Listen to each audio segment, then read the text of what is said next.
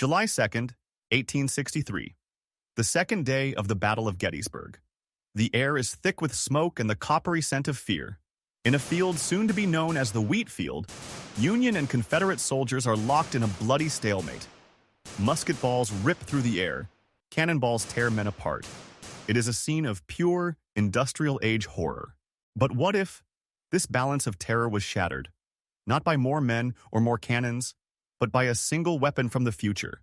What if, on that fateful afternoon, the Confederacy was given a gift from another time?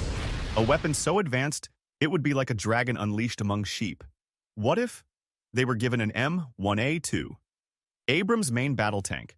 This isn't just a battle that would change. It's a world that would end, and a new, terrifying one, born in its place. By the summer of 1863, the American Civil War is at a tipping point. General Robert E. Lee's Confederate Army of Northern Virginia has invaded the North. His goal? Crush Union morale on their own soil and force a negotiated peace. The Union Army of the Potomac, under General Meade, is desperate to stop him. The two armies collide at Gettysburg, Pennsylvania. The technology of this war is brutal, but simple. The standard infantry rifle, the Springfield 1861, is accurate to maybe 300 yards. You have to stand up, reload for 20 seconds, and hope you don't get shot. Artillery is deadly, but it fires solid shot or exploding shells that are wildly inaccurate beyond 1,000 yards.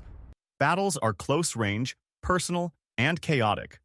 Now, introduce the Abrams, a 70-ton behemoth of modern engineering.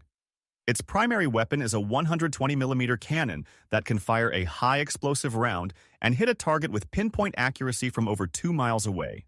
Its armor is a composite blend of steel, depleted uranium, and ceramic, utterly impenetrable to any weapon of the 19th century.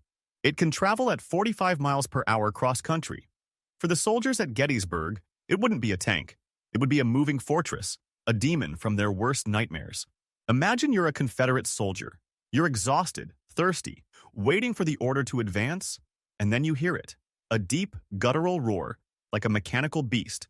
Through the smoke, you see it. A hulking green monster on tracks, flying a Confederate flag. The crew, terrified and confused men from a Louisiana artillery unit, have been given the most basic instructions by a mysterious benefactor. Point, shoot, move. The first shot isn't just an explosion. It's a message.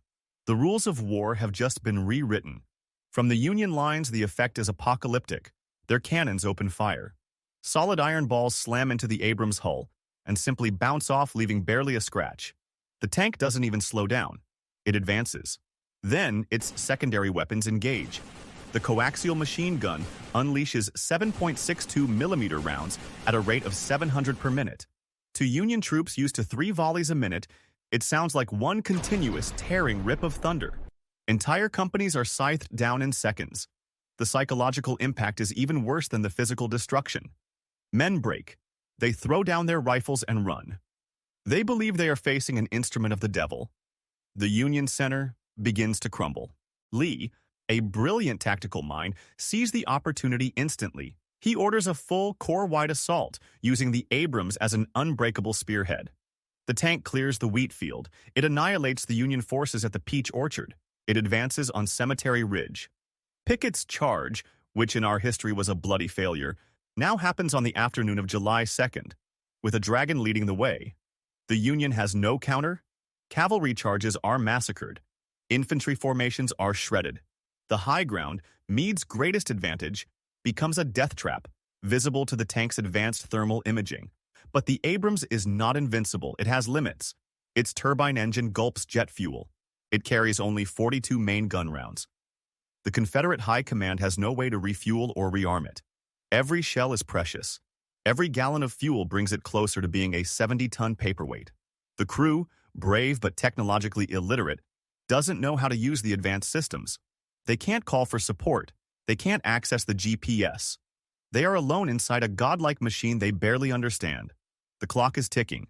Gettysburg is a stunning Confederate victory. The Union Army is routed, but the fallout is immediate and dark. President Lincoln in Washington receives a telegraph message that defies belief. A report of an iron demon that cannot be killed. The Union's will to fight is shattered. European powers, Britain and France, who were hesitant to recognize the Confederacy, now see this new weapon as a sign of divine favor.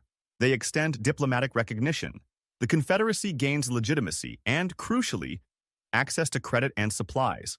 But the tank's fuel runs out. Its ammunition is spent. It becomes a monument on a ridge in Pennsylvania, a terrifying symbol of a divided America. The war doesn't end cleanly. It drags on for years in a bitter guerrilla conflict. The United States is permanently fractured. Without a unified nation to project power, the 20th century looks entirely different. No rise of the USA as a superpower. No Pax Americana. The world map is redrawn in blood and uncertainty. The Confederacy, built on the institution of slavery, survives.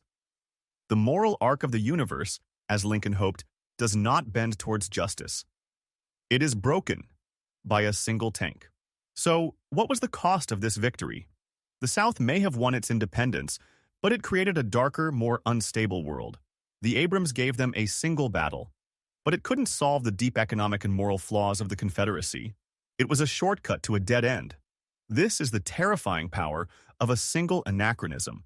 It doesn't just change a battle. It unravels the very fabric of history. It asks us a difficult question. Is a short-term victory worth a long-term catastrophe? And that leads to our question for you. If you could go back in time, would you have given the Confederacy that tank, knowing it might save American lives in the short term by ending the war quickly, but would perpetuate slavery and fracture a nation? Or would you have destroyed the tank before it could be used? What is the greater good? Let us know your impossible choice in the comments. And if you thought this scenario was gripping, wait until you see our next one. What if the Apollo 11 mission never returned from the moon? What would we have found if we went back for them 50 years later? Subscribe and find out. Until next time.